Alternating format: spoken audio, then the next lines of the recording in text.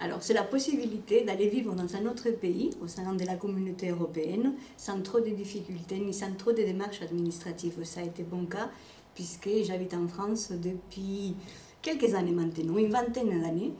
Et en tant qu'Espagnole, j'ai eu la possibilité d'intégrer l'éducation nationale et travailler en tant que prof d'espagnol. Être européen, pour moi, c'est s'ouvrir à l'autre, se nourrir de l'autre. C'est aller au-delà de moi pour regarder ce qui se passe, évidemment, dans d'autres pays, pouvoir découvrir l'autre. Et cela débouche sur une polyphonie, sur un ton musical auquel parfois il faut revoir quelques accords. Mais ce qui est intéressant aussi, c'est que cela débouche sur la formation de l'être européen, qui me paraît être toujours en mouvement, jamais fixe. Et parce que je pense que être européen, c'est être moi avec les autres.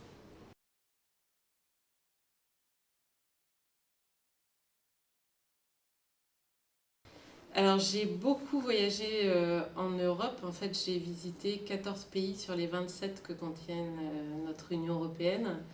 Alors les États du Sud, Italie, Espagne, Portugal, la Grèce.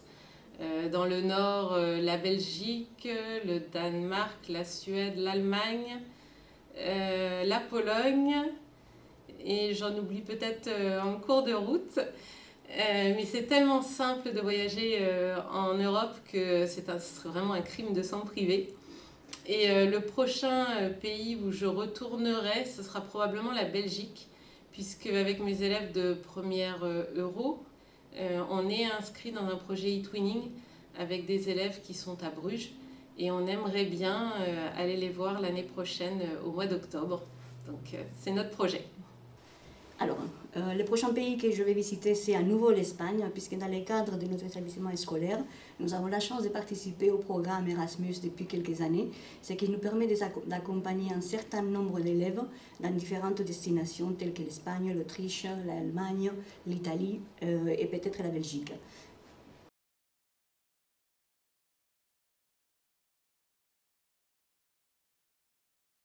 Alors, la France, depuis 70 ans, est à l'initiative de l'unification européenne. Aujourd'hui, de voir le président Emmanuel Macron porter aussi cette présidence, et on sent que c'est quelqu'un qui est profondément européen, et je crois que c'est très important aussi de faire partager au niveau européen l'ensemble de ses envies. Il a envie de construire une Europe plus forte, une Europe politique, une Europe de la défense également, et je crois qu'effectivement, à côté de l'Europe des peuples, à côté de l'Europe de la culture, si on peut avancer sur beaucoup de dossiers, la France, en tout cas, s'y est bien préparée. Je crois que ce sera une petite fierté de nous dire nous avons contribué à renforcer encore plus les liens entre tous les pays européens. Donc le fait que la France soit à la tête de l'Union européenne, pour moi, est très important parce qu'elle incarne les valeurs de la liberté, l'égalité et la fraternité, mais ce sont des valeurs que partage aussi l'Union européenne. Ce sont des valeurs qui s'imposent lorsque ces pays suivent un même principe qui est celui de la démocratie. Et elles prennent tout leur sens lorsque elles sont menacées par la montée des populismes, mais aussi attaquées par une volonté impérialiste qui cherche à faire renaître un passé sur des cendres déjà éparpillées.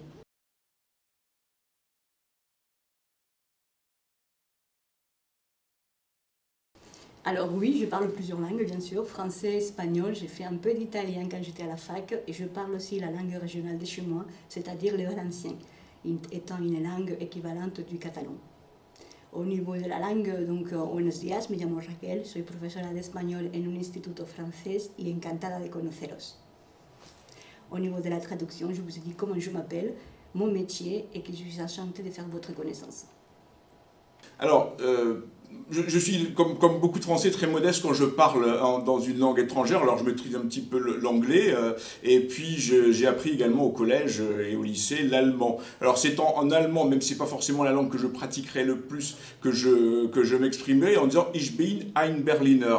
je suis un Berlinois, c'est ce que prononçait, les mots que prononçait John Fitzgerald Kennedy en 1963, juin 1963, c'est l'année de ma naissance. Et puis c'est surtout symboliquement, parce que j'ai visité Berlin il y a quelques années, c'est une ville qui est encore empreinte d'histoire, et on voit encore toutes les meurtrissures que la ville a connues tout au long des siècles, et de se reconnaître, de partager en tout cas les douleurs des différents peuples. Je crois que c'est un symbole fort de dire, effectivement, ça veut dire quelque chose, être européen, et dire je suis berlinois, ça a encore un sens encore plus fort aujourd'hui.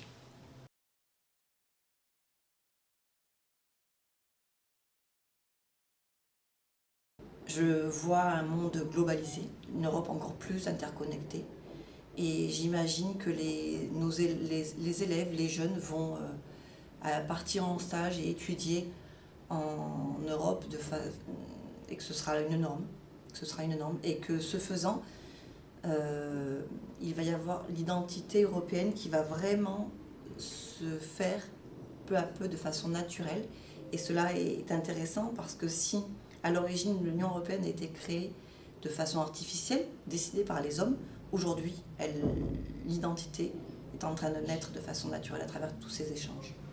Alors, j'imagine l'Europe dans 10 ans, je l'espère, engagée sur le chemin actuel avec plus de fraternité, de solidarité encore entre ses membres. Je pense que l'humanité progresse dans le partage et dans la confrontation pacifique de ses idées. Et j'espère que l'Union européenne va continuer dans cette dynamique-là pour nous garantir un avenir radieux.